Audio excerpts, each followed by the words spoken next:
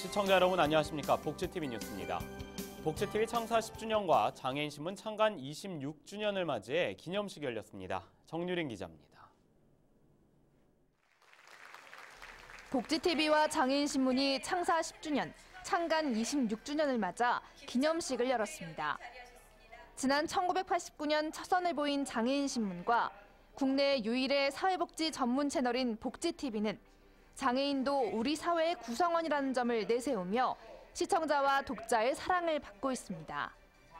이날 복지미디어그룹 최교욱 회장은 지금껏 회사의 발전을 위해 힘쓴 이들에게 감사패를 전달하며 앞으로도 행복한 복지 시대를 열어가는 데 앞장서겠다고 말했습니다. 여기 계신 한 분 한 분이 오늘 있기까지 무신장면으로 도와주셨기 때문에 잊지 않나 생각합니다. 비장애인하고 같이 함께 더불어서 살 수 있는 행복한 복지 시대를 열어가는 데 앞장서겠습니다. 이날에는 장애인의 문화예술 활동 지원을 위한 장애인 문화관광의 날이 선포됐으며 기념식에 참석한 내외빈들은 창사 10주년을 맞은 복지TV에 축하 메시지를 보냈습니다. 정말 적은 거라도 서로 나누는 세상이 됐으면 너무 좋겠습니다. 이거를 역할을 우리 장애인신문 또 복지TV에서 역할을 많이 해주신 것 같습니다. 정말 다시 한번 감사의 말씀을 드리겠습니다. 한편 이날에는 대한민국 복지대상의 홍보대사로 소녀시대의 수영이 선정돼 눈길을 끌었습니다. 너무 부족한 저를 이렇게 되게 영광스러운 자리에 일단 초대해 주셔서 너무 감사드리고요. 그리고 조금이나마 제가 홍보대사를 함으로써 조금 더 도움이 될 수 있는 일들을 많이 할 수 있는 기회가 있었으면 좋겠습니다. 이 밖에 기념식에서는 가수 진성, 김장훈 씨 등의 축하 공연이 이어졌습니다. 복지TV 뉴스 정유린입니다. 한편 기념식에서는 우리 사회의 사회복지 발전에 기여한 개인과 단체에 대한 시상식도 함께 열렸습니다. 정유린 기자입니다. 사회의 각 분야에서 탁월한 업적을 이루며 사회복지 발전에 크게 기여한 사람에게 수여하는 대한민국 복지대상. 수상자들의 면면을 보면 권위나 영향력이 대단했습니다. 평소 남다른 봉사정신으로 장애인과 노인, 다문화 가족 등 소외계층의 인권 향상에 기여한 정치인에는 조기령 영등포구청장, 이건식 김제시장, 최성 고양시장 등이 선정됐습니다. 저는 앞으로도 우리 주변에 어려운 분들 위해서 더 열심히 아마 해달라는 그런 의미가 아니냐 저는 생각을 합니다. 모든 분들과 함께 그러한 장기적인 숙제를 풀어가도록 노력하도록 하겠습니다. 가슴 벅차고 또 과분한 상을 이렇게 큰 상을 주셔서 몸둘 바를 모르겠습니다. 단지 이제 앞으로 이 복지에 대해서 더 깊이 생각하고 많이 활동을 해라 하는 그러한 명령을 하시는 걸로 받아들이겠습니다. 아울러 다양한 기부활동 등을 꾸준히 전개한 가수 김장훈 씨와 우리 고유의 미풍양속인 경로 효친사상을 널리 알린 가수 현숙 씨 또한 대한민국 복지대상의 영예를 안았습니다. 복지TV에서 나눔대상 효 부분에 이렇게 부족한 게 많은데도 저한테 상을 주셔서 정말 감사드리고요. 앞으로 더 많은 나눔과 또 많은 어르신들한테 제 부모 이상으로 저희 부모님한테 못다한 효를 더 열심히 하겠습니다. 진짜 앞으로 이게 뭔가 그 누군가가 제가 믿는 분이 너 지치지 말고 계속 잘해라 하는 뜻으로 알고 기꺼이 행복한 마음으로 감사하게 받고 열심히 하겠습니다. 나눔과 배려의 문화가 사회에 뿌리내리도록 기여한 12팀의 수상자들. 앞으로도 소외계층의 인권 향상을 위해 노력할 것을 한 목소리로 다짐했습니다. 복지TV 뉴스 정유림입니다. 다음 뉴스입니다. 장애계가 서울 광화문 광장에서 장애 등급제와 부양 의무제 기준 폐지를 촉구하며 투쟁한 지 어느덧 1000일이 지났습니다. 장애계는 장애 등급제와 부양 의무제 기준이 폐지될 때까지 총력 투쟁을 벌인다고 밝혔습니다. 박광일 기자입니다. 장애 등급제 부양 의무제 기준 폐지를 촉구하는 목소리가 광화문 역사 지하 농성장에 울려 퍼진 지 어느덧 1000일을 맞았습니다. 장애 등급제 부양 의무제 폐지 공동행동은 지난 18일 광화문 광장에서 광화문 농성장 시위 1000일을 맞아 기자회견을 열었습니다. 우리 장애인들의 요구사항들이 1000일이 되도록 아직 정부에서는 어떠한 표현도 하지 않는 게 너무나 이 장애인들을 좀 어떻게 보면 얕잡아 보지 않는가.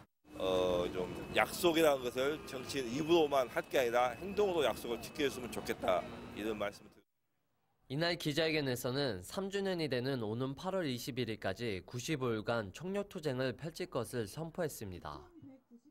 오늘부터 우리는 매일매일 거리를 막을 것을 동지들과 결의했으면 좋겠습니다. 왜냐고요? 우리의 목소리를 한번 전국에 다시 한번 목소리를 내고 싶습니다. 공동행동은 앞으로 95일간 서울의 사대문을 중심으로 전국의 횡단보도에서 장애 등급제 부양 의무제 기준 폐지를 촉구하는 그린라이트 투쟁을 펼칠 계획이라고 밝혔습니다. 그린라이트는 정부를 향한 투쟁의 직진 신호로 반드시 장애 등급제 부양 의무제 기준을 폐지시키겠다는 장애계의 염원과 의지가 담겨 있다고 전했습니다.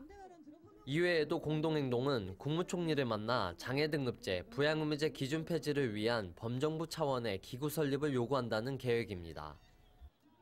한편 기자회견이 끝난 뒤 공동행동은 광화문 광장 세종대로 횡단보도로 이동해 95일간 투쟁에 본격적인 시작을 알리는 시위를 펼쳤습니다. 복지TV 뉴스 박광일입니다. 지난 12월 부산에서 발생한 영유아 살해 사건의 피고인에 대해서 법원이 무죄를 선고했습니다. 부산지방법원 제7형사부는 2살 영아를 살해한 혐의로 기소된 19살 발달장애인에 대해서 무죄를 선고했습니다. 재판부는 판결문에서 살해 행위가 충분히 인정은 되지만 발달장애 1급인 피고인이 사물을 변별하거나 의사를 결정할 수 없는 상태에서 범행을 저질렀기 때문에 처벌할 수 없다고 무죄 선고 이유를 밝혔습니다.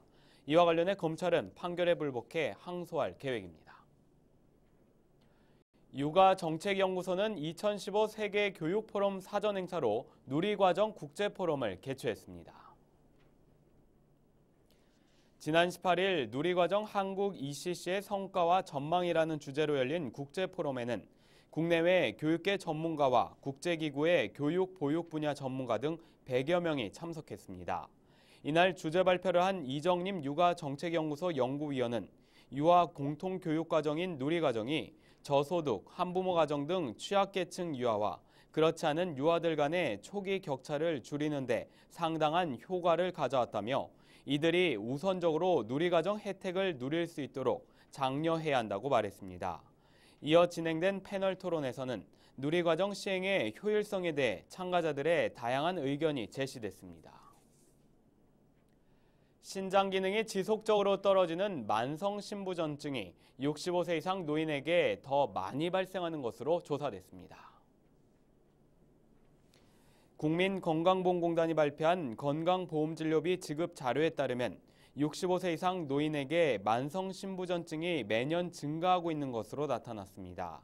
공단은 이와 관련해 연령대가 올라갈수록 만성신부전증의 주요 유발질환인 당뇨나 고혈압의 유병률이 늘어나고 그 기간이 또한 길어지기 때문이라고 말했습니다.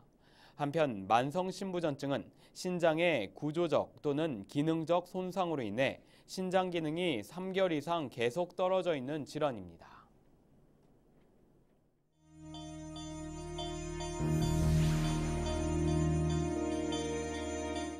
이어서 간추린 뉴스를 전해드립니다.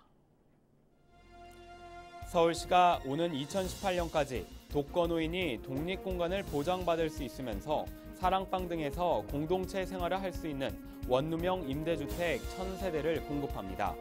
또한 서울시는 공공요양시설 40곳을 새로 늘려 요양시설의 공공부담률을 60%까지 높인다는 계획입니다. 장애인 인권침해 예방센터가 다음 달 18일 강원도 춘천에서 희망을 찾는 장애인 법률 상담을 개최한다고 밝히고 사전 접수에 나섰습니다. 이번 상담에서는 법률 상담은 물론 차별이나 인권 침해에 관한 신고와 제보도 가능합니다.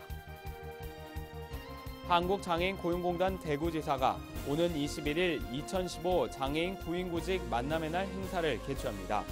이날 현장에서는 직업훈련과 공단 지원제도 상담 등 행사가 열릴 예정이며 취업을 희망하는 장애인 구직자는 이력서와 복지카드를 준비해오면 현장에서 상담과 면접을 거쳐 채용될 수 있습니다.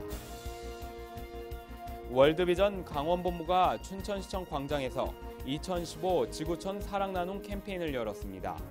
강원도 18개 시군을 돌며 모은 성금은 아프리카 에티오피아의 희망의 학교와 실수 시설을 건립하게 됩니다.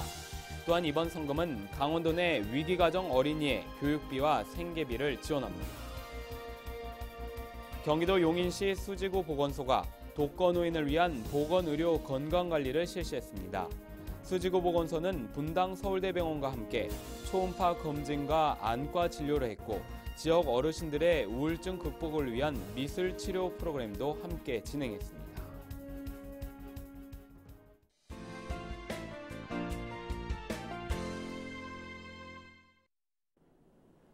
(5월은) 가정의 달입니다. 기업들은 앞다투어 가족을 대상으로 다양한 마케팅을 펼치고 매스컴은 가족 해체를 보여주는 사건 사고를 다루는 데 혈안이 될 것입니다.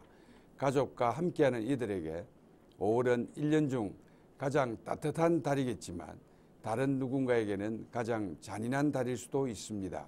얼마 전 경기도 수원에서는 엄마와 함께 쓰레기 더미에 방치되어 있는 10대 남매가 아동보호 전문기관에 의해 구조된 사건이 있었습니다.